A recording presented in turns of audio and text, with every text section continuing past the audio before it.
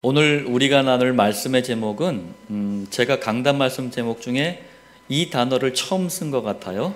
사랑하며 삽시다 라는 제목입니다. 서로 너무 이제 사랑해서 죽도록 사랑해서 우리는 헤어질 수 없다 해가지고 결혼하잖아요. 근데 요즘은 이렇게 얻어맞는 남자들이 많다고 그래요. 세대별로 이렇게 이유를 보니까 20대 때는 나 말고 이제 다른 여자 쳐다봤다고 얻어맞는데요. 30대 때는 술 먹고 늦게 들어와서 얻어맞는데요. 40대 때는 아내가 이제 TV 드라마를 열심히 보고 있는데 간도 크게 채널을 바꿨어. 그래서 얻어맞는다고 합니다. 이제 50대 때에는 부인이 화장하고 있는데 어디 가냐고 이렇게 물어보면 얻어맞는데요. 60대 때는 부인이 외출하는데 따라가겠다고 이렇게 하면 얻어맞는다고 합니다. 70대 때는 힘들게 밥상까지 차려줬는데 반찬 투정을 하면은 얻어맞는데요. 80대가 아주 비참합니다. 부인이 아침에 잠에서 딱 깨어나더니 옆에 있는 남편 보고 왜 여태 안 죽었어 하면서 참 씁쓸합니다. 자, 서론인데요. 세상 사람들은 사랑이란 단어를 정말 좋아합니다. 그래서인지 이 제품을 팔 때도 광고하듯이 아무데나 사랑을 갖다 붙이고 사랑을 이용합니다. 그야말로 사랑으로 이익을 추구하는 시대가 된 것 같아요. 첫 번째로 텔레비전 드라마에서 절대로 빠지지 않는 주제가 있죠. 영화에서도 반드시 들어가는 주제가 있습니다. 우리 아이돌이든지 아니면 트로트 가수든지 노래에 늘 포함되는 주제가 있어요. 그게 사랑이거든요. 그러니까 이 사람들은 사랑으로 이익을 추구하는 사람들이에요. 또 두 번째, 세상에는 많은 구제나 봉사단체들이 활동하고 있어요. 구제가 뭔가요? 어려운 처지에 있는 이웃을 도와주는 아주 좋은 일이에요. 봉사도 남을 위해 헌신적으로 일하는 거거든요. 너무 좋잖아요. 그런데 이 구제 봉사단체도 전부 사랑을 이용해서 참여자를 모집하고 기부금을 모금하고 있습니다. 제가 왜 이렇게 얘기하자면 특히 연말연시 이런 때 보면은 이런 많은 단체들이 사랑을 외치면서 기부금을 모금을 해요. 근데 이제 최근에 좀 밝혀진 건 적지 않은 단체가 다 가짜였어요. 시민들은 이제 좋은 마음으로 이제 기부를 한 건데, 그리고 다 자기 주머니 속으로 들어갔다 그러죠. 많은 단체들이. 이런 게 이제 밝혀지면서 논란이 많이 되고, 사람들은 이제 저 단체들은 자기 배만 채우는구나, 이런 의혹의 눈길로 바라보는 이런 일들도 있습니다. 또 세 번째, 세상 모든 종교는 사랑을 광고하고 있어요. 대한민국 국민 절반을 장악하고 있는 불교에서는요, 부처님 사랑하고 광고합니다. 교회 찬송을 흉내내서 만든 게 참불가예요. 원래 불교에서는 그런 거 없어요. 교회 찬송가를 흉내낸 거거든요. 그래서 이 참불가 만들고 가수까지 동원해가지고 보니까 막 부처님 사랑 나눠요 하면서 막 이렇게 뭐 외치고 있더라고요. 또 테러를 일삼는 이슬람이라는 이 종교, 그리고 그리스도를 막으려는 로마 종교인 천주교, 심지어는요 온갖 거짓말로 사람들을 속이고 인생까지 망치는 신천지 이만희조차도 전부 사랑을 이용하고 있습니다. 네 번째입니다. 복음과 종교 완전히 다른 거잖아요. 근데 세상 사람들 이 차이를 몰라요. 그러다 보니까 뭐 좀 대충 듣고 기독교를 사랑의 종교라고 얘기를 하더라고요. 안타까운 일은 목회자들과 교인들마저도 성경이 말씀하는 사랑, 이게 뭔지를 잘 모르는 것 같아요. 그러면서 사랑을 막 외치더라고요. 한 번은 제가 어느 교회를 갔는데 교인들끼리 뒤따 싸우나 봐. 교회 벽에다가요 대문짝만하게 플래카드를 걸어놨더라고요. 서로 사랑하라 이러면서. 뭐 나쁜 말은 아니죠. 서로 사랑해야죠. 보면 이제 비교적 많이 싸우는 교회들이 그 강조하더라고요. 자, 서론 말씀 마쳤고요. 이제 본론 첫 번째입니다. 성경은 이미 오래전부터 사랑이 무너지는 시대가 올 것을 말씀했어요. 그런데 지금 이 성경의 예언대로 사랑이 무너지는 시대가 돼버렸습니다. 이게 무슨 말이냐면요. 첫 번째입니다. 이 남자와 여자가 너무 쉽게 만나. 너무 쉽게 사랑하고 또 너무 쉽게 헤어져. 지금 시대가 이래요. 특히 다른 여자, 다른 남자를 만날 기회가 많다라고 생각하는 연령대가 우리 청년들이거든요. 청년들이 더 심해요. 쉽게 만나고 사랑하고 헤어져 버려요. 그러다 보니까 이 데이팅 바이올런스라 그래가지고 청년들 사이에 데이트 폭력이 굉장히 심각해지고 있어요. 저 통계를 보고 깜짝 놀란 거 있죠. 2024년 올해잖아요. 1월부터 4월까지 데이트 폭력 신고로 접수된 건수만 2만 5천 건이 넘어요. 그 중에서 경찰에 붙잡힌 사람은 4,400명 넘어가고 있습니다. 그러니까 데이트 폭력이 굉장히 심각한 거예요. 아무나 만나면 안 된다니까. 나 오늘 알았지? 아빠 같은 사람을 만나라. 자, 나이가 든 어른들도요, 옛날처럼 참지를 않아요. 옛날 우리 부모님들은 새끼들 때문에 막 참았거든요. 참지를 않아요. 그러다 보니까 황혼, 이혼이 급증하고 있어요. 남녀 간에 변하지 않고 순수하고 아름다운 사랑은 영화나 드라마, 소설에서만 찾아볼 수 있을 만큼 아주 귀한 시대가 돼버렸어요. 두 번째입니다. 돈이 좋다 정도가 아니라 사람보다 돈을 사랑하는 시대가 돼버렸어요. 여러분, 부모와 자녀 어떻습니까? 가장 사랑을 나눠야 될 어떤 그런 대상들 아닙니까? 그런데 돈 때문에 이 부모와 자녀 사이가 깨지는 경우가 너무나 흔해요. 깨지는 정도가 아니라 돈 때문에 부모가 자녀를 죽여요. 자녀가 돈 때문에 부모를 죽이는 시대가 돼버렸어요. 돈을 사랑하는 거예요. 비극적인 사건, 사고 한번 보세요. 돈이 빠지질 않아요. 돈을 사랑하는 겁니다. 성경은 돈에 대해서 이렇게 말씀합니다. 디모데전서 6장 10절. 돈을 사랑함이 일만 악의 뿌리가 되나니.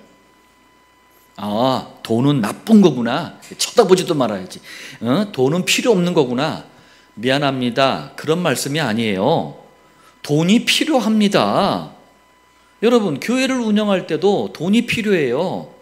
소중한 전도 선교에도 돈이 들어갑니다. 왜 안 필요해요, 이게? 그런데 그 돈을 사랑함이 문제가 되는 거예요. 돈에 미쳐버리는 게 문제가 되는 거예요. 인생을 의미 있게 해주는 수단으로 돈을 이용해야 되는데 돈에 인생이 먹혀버린 거예요. 그게 돈을 사랑하는 겁니다.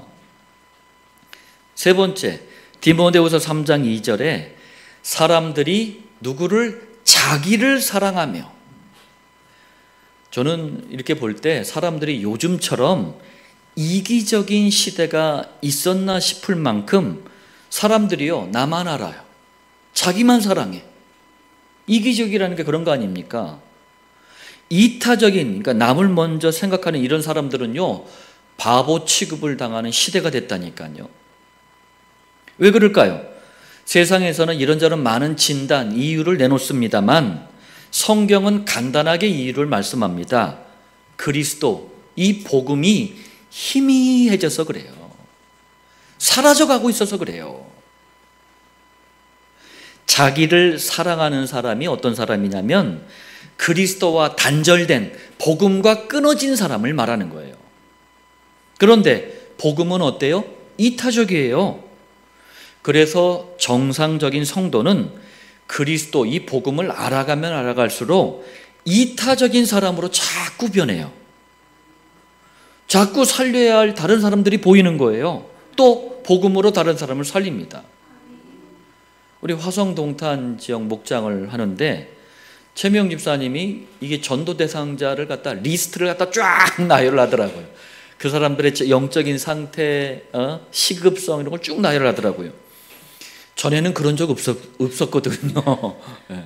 왜요? 복음을 들으면 들을수록 자꾸 이타적이 되는 거예요, 사람이. 네. 살려야 될 다른 사람이 보인다니까요. 네 번째입니다. 마태복음 24장 12절. 불법이 성함으로, 성이라는 게 뭐냐면은 가득 차다는 거예요. 불법이 가득한 거예요. 많은 사람의 사랑이 식어지리라. 자, 교회 안에서도, 심지어는 교회 안에서도 더 이상 사랑으로 서로를 이해하려고 하지 않아요. 더 이상 사랑으로 수용하려고 하지 않아요, 다른 사람을. 그래서 교인들끼리, 목사들끼리 막 싸우다가 해결이 안 되니까 세상 법정에까지 들고 가가지고 온갖 막 망신을 다 시키고 있어요. 예전에 저에게 이제 복음을 받은 판사님이 저한테 하소연하듯이 그러더라고요. 아니 목사님, 요즘 왜 이렇게 목사님들, 이게 교인들이 이렇게 싸워댑니까? 그래 법정에까지 들고 온다는 거예요, 그거 가지고. 근데 자기가 이게 맨날 법을 다루고 판결하는 분 아닙니까? 딱 보면은 딱 그런 거래요. 불신자들이 술 한잔 딱 하고 그냥 우리 풀자 하면 그런 문제대에 다. 그런데 그걸 가지고 와가지고 막 법정 안에서까지 싸워대고 너무 창피하다는 거예요. 그러면서 이분이 하는 말이 뭐라냐면, 아니 저같이 이렇게 복음 몰라가지고 시달리는 판사들은 그럼 도대체 누가 살립니까? 그분이 그러더라니까요. 제가 또 대신 사과했다는 거 아니에요. 그런 목사들, 그런 교인들 대신 제가 사과드립니다. 그랬다는 거 아니에요. 신학자 목사들도 절대 진리인 복음을 아무렇지도 않게 타협을 해요. 왜곡을 시키고 변질을 시켜요. 이게 복음에 대한 사랑이 차갑게 식어지고 있는 거예요. 여러분, 교회가 복음에 대한 사랑을 놓치고 복음에 대한 사랑이 식어지는 것은요, 위기 중의 위기이고 문제 중의 문제예요. 김정은 대동지가 요즘 자꾸 똥폭탄을 날리던데, 그게 위기가 아니고, 그게 문제가 아니고, 교회가 교회 구실을 못하는 게 위기입니다. 언제든지 교회가 위기가 왔을 때 그 시대가 위기가 왔어요. 순서가 그렇습니다. 본론 두 번째입니다. 성경은 세 가지 사랑에 대해서 말씀합니다. 첫 번째, 에로스예요. 그리스 말인데 남자와 여자 사이에 섹스라고 하죠. 성에 대한 욕구, 이 욕심을 에로스라 그래요. 세상 사람들도 에로스란 단어를 알고 있더라고요. 많이 쓰기도 하고. 근데 이게 원어의 뜻이 뭐냐면 채워지지 않는 행복, 채워지지 않는 만족이란 뜻이 있어요. 에로스가. 그러면 남자 여자 사이에 성이 필요 없는 거네? 잘못된 거네? 그런 얘기 아니에요. 성이라는 것은, 이 섹스라는 것은 부부에게만 허락하신 하나님의 축복이에요. 왜 이게 필요가 없습니까? 그런데 인생은 육체적인 성행위로만 행복해지는 게 아니라는 말씀이에요. 여러분, 만물 가운데 인간만 영적인 존재예요. 이 말은 인간만큼은 반드시 하나님을 만나야 참 행복, 참 만족을 누린다는 말씀이에요, 이게. 그런데 하나님을 모르니 행복과 만족을 엉뚱한 섹스에서 찾으려고 하는 거예요. 그러다 보니까 성과 관련된 사건, 사고들이 여기저기서 너무나 많은 거예요.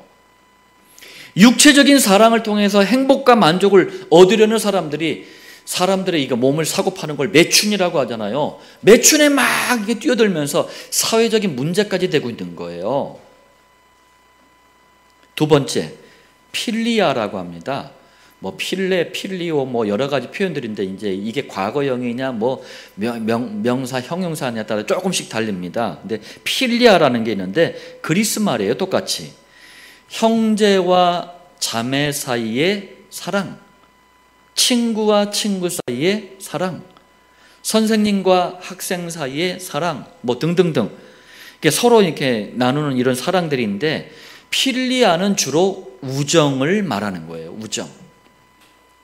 자, 인간관계에서 오는 스트레스의 대부분은 필리아가 잘못될 때 오는 문제예요. 다시 말하면 창세기 3장 18절에 땅이 네게 가시덤불과 엉겅퀴를 낼 것이라. 여러분, 가시덤불과 엉겅퀴의 공통점 가시가 있어요. 무슨 말이냐? 복음이라는 참된 해답이 빠진 인간관계는요, 처음에는 좋아 보여, 막 너무 좋아 보여. 그런데 결국은 서로를 찌르는 가시밖에 안 된다는 얘기예요. 복음 빠진 우정은 참된 우정이라고 할 수 없어요. 세 번째, 아가페라는 단어가 있습니다. 그리스 말입니다. 똑같이 신약 성경에 사랑이라는 단어가 많이 등장하는데 거의 대부분의 원어가 아가페예요. 신약, 이제 구약은 이제 히브리어로 썼기 때문에 다르고요. 신약에서는 아가페입니다. 아가페는요, 일방적으로 쏟아붓는 사랑이에요. 너 나한테 사랑 안 해줘도 돼. 내가 그냥 일방적으로 쏟아붓게. 이런 거예요. 아마 부모와 자녀가 그런 관계가 아닌가 싶어요. 또 서로 주고받는 사랑이 아닙니다. 아가페는 한쪽이 아낌없이 몽땅 다 주는 사랑이에요. 한마디로 아가페는요, 하나님 아버지께서 하나님 자녀에게 주시는 사랑을 말해요. 하나님의 자녀에게 주시는 아가페 사랑은 그렇기 때문에 변하지 않는 영원한 사랑이에요. 오직 하나, 유일한 사랑이에요. 어떤 사랑과도 비교할 수 없는 절대적인 사랑이에요. 그리고 무엇 하나 부족함이 없는 완전한 사랑입니다. 자, 하나님 아버지께서 하나님 자녀에게 주시는 영원한, 유일한, 절대적인, 완전한 사랑이 바로 그리스도입니다. 우리가 이 사랑을 받은 거예요. 여러분들은 그래서 가장 축복된 사람들이에요. 본론 세 번째입니다. 오늘 본문에 그리스도이신 예수님께서 참된 사랑이 무엇인지 두 가지로 정리를 해주셨어요. 오늘 제목이 뭐죠? 사랑하며 삽시다. 이 제목이에요. 자, 모든 성도는 예수님이 말씀하신 이 두 가지 사랑을 하면서 살자라는 뜻입니다. 자, 첫 번째, 먼저 좀 의미부터 이해를 해야 될 게 있습니다. 계명이 뭘까요? 이상하게 이번 한 주 목장에서는요, 다 본문도 다르고 이게 다 다른데 계명을 다 설명할 수 있는 그런 시간들이 있었어요. 참 희한해. 강단 말씀하고 그 순서대로 나가는데 딱 맞았어요. 계명이 뭘까요? 넓은 의미로는 구약성경 전체를 말합니다. 구약성경의 별명과 같은 단어가 계명이에요. 좁은 의미로는 출애굽기 20장에 등장하는 십계명을 말해요.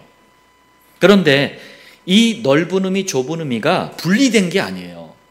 구약성경 전체하고 십계명이 담고 있는 메시지가 똑같아요.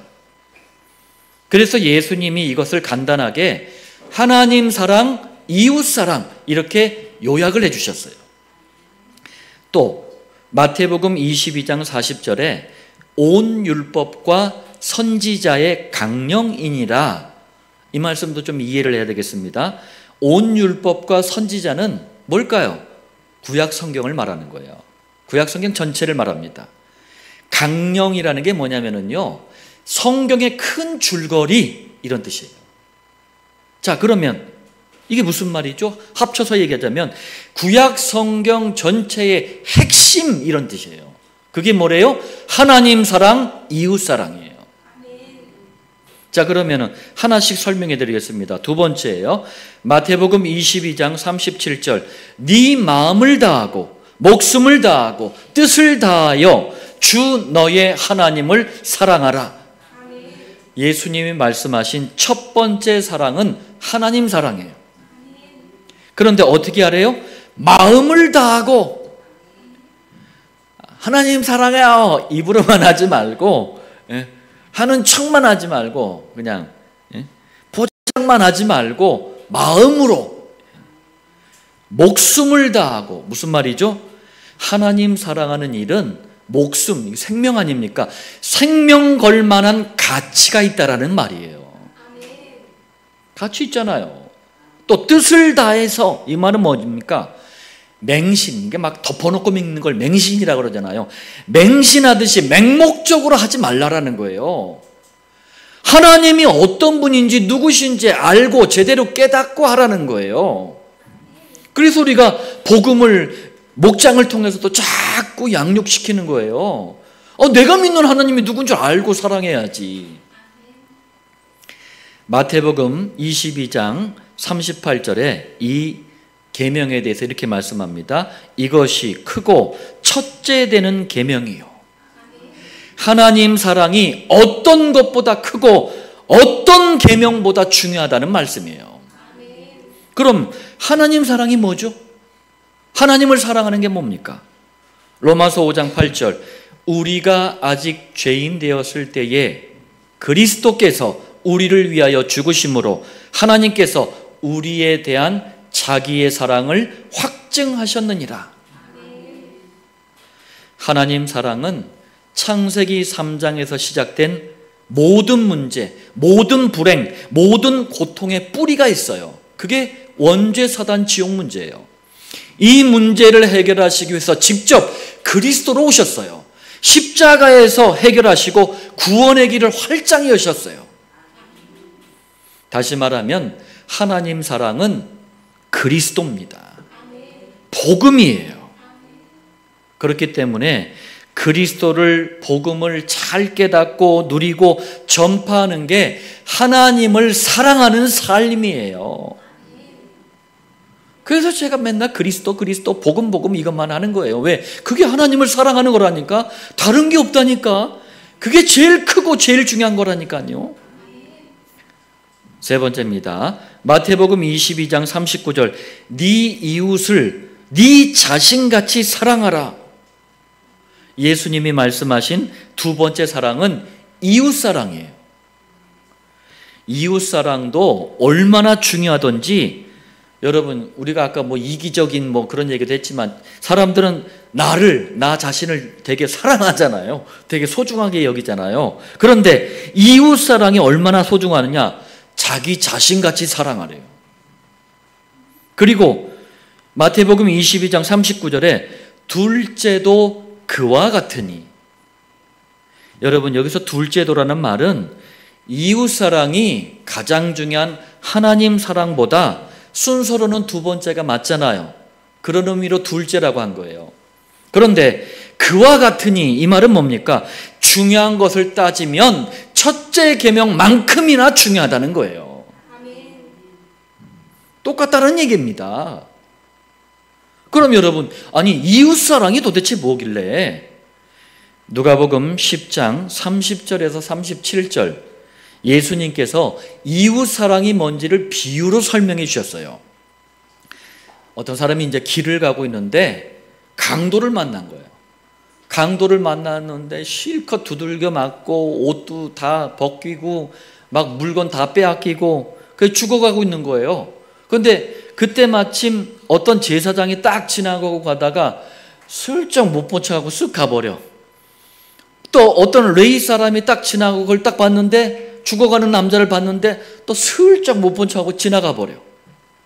그때 사마리아 사람이 지나가다가 그걸 보고 이 사람을 치료해주고 나을 수 있도록 여관에다가 딱 묵도록 해주고 비용도 다 대고 도와줘요.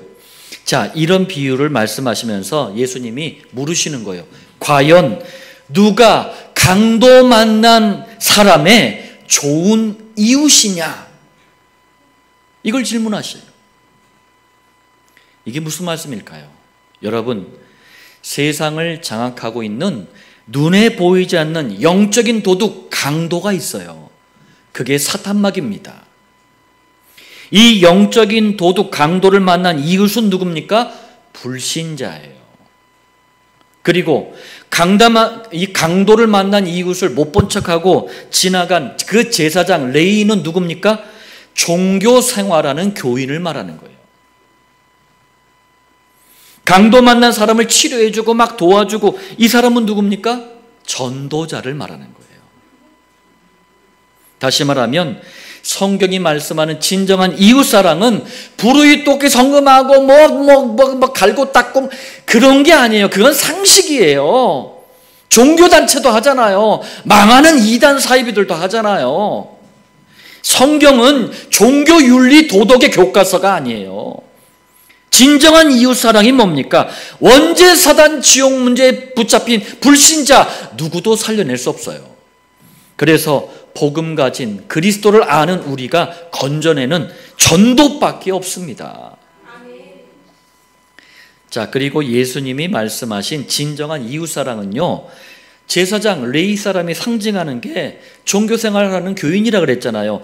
이 사람들은 절대로 할 수가 없어요. 그래서 그 증거로 종교화되고 있는 대다수 교회들이 전부 뭐예요? 구제, 사랑, 봉사라는 이름으로 남을 자꾸 막 뭘 갖다 퍼주려고 하고 도와주려고 그래. 왜? 그것밖에 할 게 없는 거예요. 진짜 살리지를 못하는 거예요. 교인들에게 하나님은 영혼 구원을 맡기지 않으셔요. 자, 정리하면 이웃사랑이란 전도와 선교의 인생의 방향과 목적을 두고 사는 인생을 말하는 거예요. 좋은 일이니까, 너무나 기쁘고 좋은 일이니까 한 가지 좀 말씀드리겠는데, 전도와 선교 인생은 하나님이 정말 축복하시는구나. 저 요번에도 또 이렇게 확인을 했어요. 제가 다른 어떤 교회보다 저희 교회 두 전도사님은 진짜 하나님 앞에서나 사람 앞에서나 이분들은요, 복음과 전도 이러면 가리지를 않아요. 머뭇거리지를 않아요. 우리 김명주 사님이 근데 차를 타고 여기저기 이동할 때가 많거든요. 이 차 안 타보셨죠?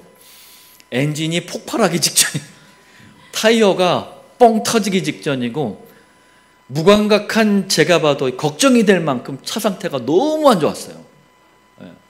근데도 그냥 복음과 좀, 제가 봤을 때 거의 뭐 천사들이 차를 붙잡고 있었던 것 같아. 안 폭발한 게.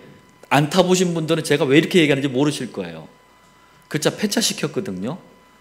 그러면서 남편이 렉서스 하이브리드 SUV 이걸 딱 사줬어요. 너무 제가 마치 제가 차 산 것처럼 기쁘더라고요. 한번 시승도 딱 해보고. 하나님이 우리 임원진 예비 성도를 통해서 우리 전사님에게 주신 선물이라고 저는 믿어요. 왜? 전도가 귀하니까 그래요.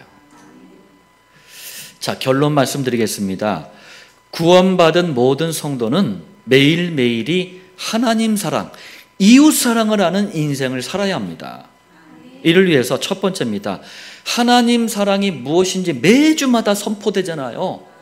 하나님 사랑이 복음 그리스도라 그랬잖아요. 그게 강단 말씀입니다. 그래서 여기 집중하라고 하는 거예요. 두 번째, 하나님 사랑, 이 복음이 담긴 이 강단 말씀을 뿌리를 내리고 각인을 시키고 체질로 만들기 위해서 정시기도에 집중하라고 하는 거예요. 세 번째, 그럼 이때부터 이웃사랑이 나타나게 되는 거예요. 나에게 확립된 하나님의 사랑, 이 복음이 내가 사는 지역을 통해, 하는 일들을 통해, 만남을 통해 이웃들에게 이제 증거가 되는 거예요. 이걸 목장이라고 합니다. 성경적인 전도 방법인 목장은 참된 하나님의 사랑, 참된 이웃사랑의 장이에요. 마당이라는 뜻이에요. 마당. 오늘 이 말씀의 성취를 누리는 21세기 안디옥 교회 7천 목장, 그리고 유튜브에서 말씀 받는 모든 성도들 되시길 살아계신 주 예수님의 이름으로 축복합니다.